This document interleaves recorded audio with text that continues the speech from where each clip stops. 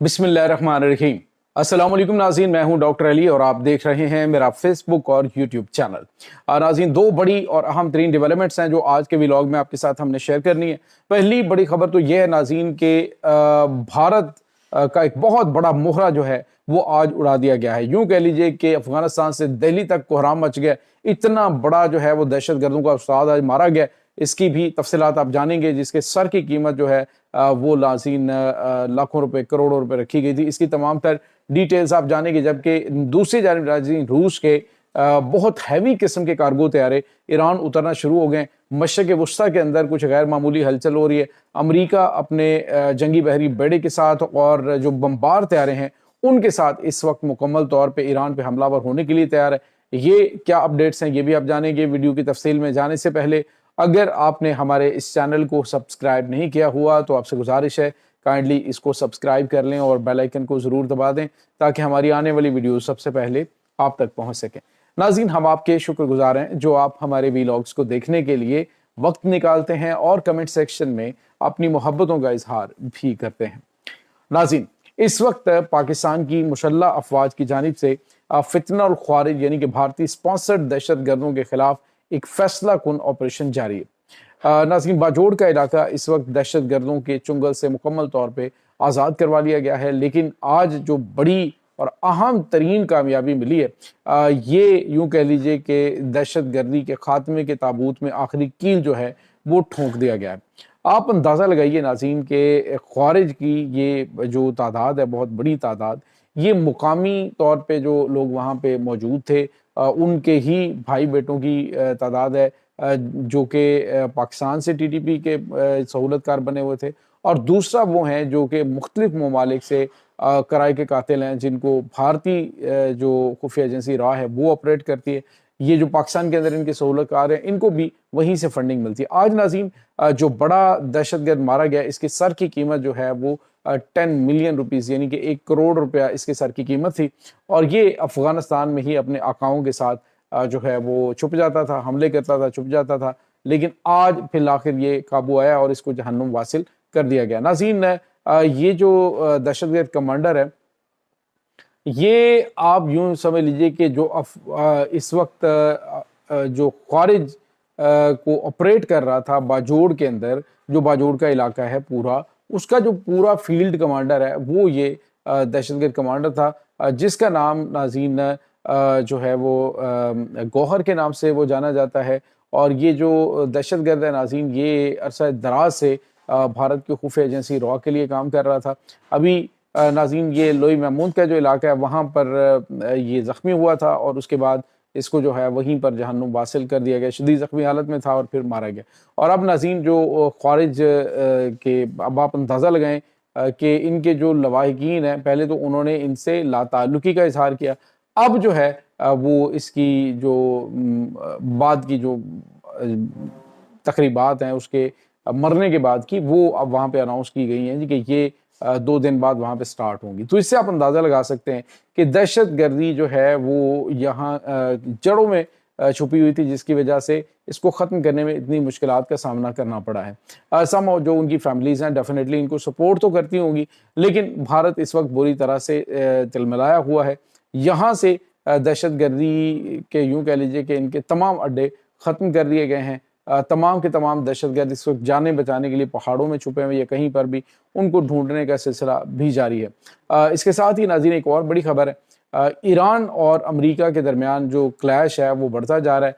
और अभी रिसेंटली जो डेवलपमेंट्स हुई हैं उसके तहत अमेरिका ने अपने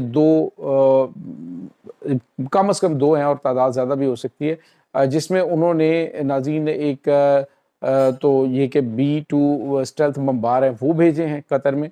और इसके अलावा उन्होंने रीफिल टैंकर जो तैयारे हैं वो भी भेजे हैं जो कि रास्ते में तेल भरने की सलाहियत रखते हैं, जहाज़ों के अंदर रीफिलिंग करते हैं। तो ये जंगी तैयारे पहुंच चुके हैं। इसके साथ ही ईरान जो है उसने रूस के साथ एक आपको बताया कि 20 साला बड़ा ज़बरदस्त स्ट्रेटेजिक मुआहदा किया हुआ।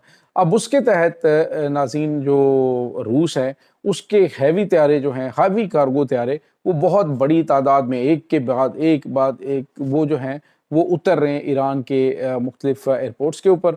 اور وہاں پہ بتایا جا رہا ہے کہ یہ ممکنہ طور پہ ایران کو دیے جانے والے جدید ترین میزائلز ہیں جو کہ رشیا کی جانب سے فراہم کیے جا رہے ہیں۔ ناظرین، روس اور ایران کے بڑھتے ہوئے جو دفاعی تعلقات ہیں، اسی وجہ سے شاید امریکہ کو کافی زیادہ تشویش بھی ہے، اور امریکہ کو اب اندازہ بھی ہو چلا ہے کہ جو پہلے ان کی جنگ ہوئی تھی اس جنگ کے دوران ایران نے فوری طور پہ جو خامیاں محسوس کی تو فوری طور پہ انہوں نے چائنا سے اور اس کے بعد رشیا سے ایئر ڈیفنس سسٹمز، اور جس میں بتایا جا رہا ہے کہ state of the art S-400 air defence system جو ہے وہ ایران میں ڈپلوائے کیا جا چکا ہے، وہ مکمل طور پہ تیار ہے۔ اور اس کے ساتھ ہی جو MiG-29 جنگی طیارے ہیں وہ اس وقت ایران کی فضاؤں میں موو کر رہے ہیں۔ جو Su-57 جنگی طیارے ناظرین اسٹیلتھ فائٹر ہیں، یہ ابھی نہیں ملے، لیکن Su-34 جو Su-35 جو فائٹر طیارے ہیں وہ ناظرین فراہم کیے جا رہے ہیں۔ یہ 10 جنگی طیارے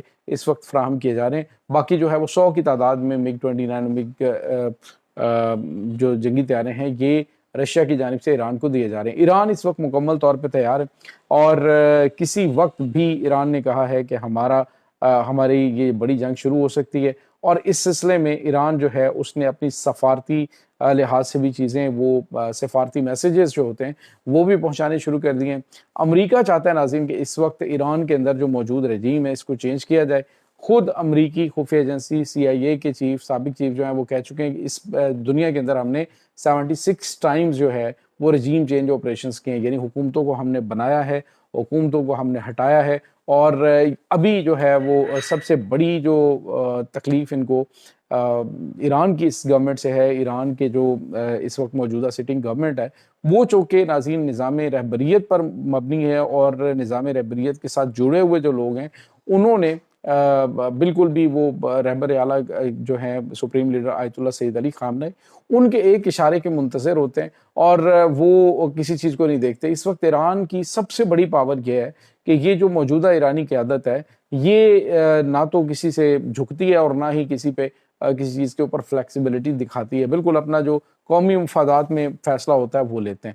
اب امریکہ کی جانب سے یہ کہا جا رہا ہے، دوسری جانب ایران کے جو پریزیڈنٹ ہیں انہوں نے کہہ دی کہ ہم جو ہے وہ جو اسٹریٹ آف ہارمز ہے، یعنی جو اسٹریٹ آف ہارمز کا جو ایریا ہے وہاں پر ہم اس وقت اپنا جو ایرانی کیپٹل ہے اس کو شفٹ کرنے جا رہے ہیں، کیونکہ اس وقت دنیا نے ہمیں مجبور کر دیا ہے، تہران کو چھوڑ کر ایران جو ہے وہ اپنا کیپٹل جو ہے اس کو بھی منتقل کرنے جا رہا ہے، اور اس کی وجوہات بھی بڑی اہم ہے ناظرین، کیونکہ یہ جو تہران ہے یہ بہت زیادہ گنجان آباد ہے، اور وہاں پہ پاپولیشن بہت زیادہ ہے، باقی چیزیں جو ہیں وہ کافی زیادہ اس طرح کی ہیں کہ جس کی وجہ سے ایران چاہتا ہے کہ یہ اوور پاپولیٹڈ ایریا کیونکہ ٹارگٹ کے اوپر ہوتا ہے تو وہ اسٹریٹ آف ہارمز کے کنارے، یعنی جو ابنائے ہومز ہے اس کے کنارے پہ ایک نیا شہر جو ہے وہ آباد کریں۔